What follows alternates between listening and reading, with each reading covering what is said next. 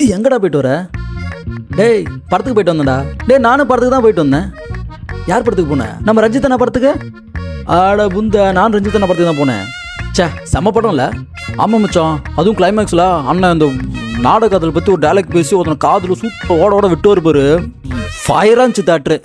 டேய் நான் சொன்னது தங்கலான்டா. டேய் ஜாதி வெறி பிடிச்சவன் படத்துக்கெல்லாம் போவ. ஷபா எப்போ பாரு பிதிக்கிட்டான் ஓடிக்கிட்டான் நசிக்கிட்டான்னு.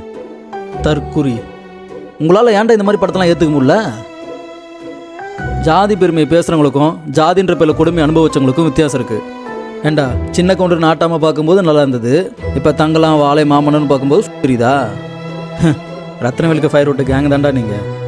மச்சான் நான் என்னைக்கிட்ட உங்கள்ட்ட ஜாதி பெருமையை பேசியிருக்கேன்? உன் பையோல உன் பைக்கில் பாரு, ஆண்ட பரம்பரை பேண்ட பரம்பரைன்னு வச்சுக்கிட்டு.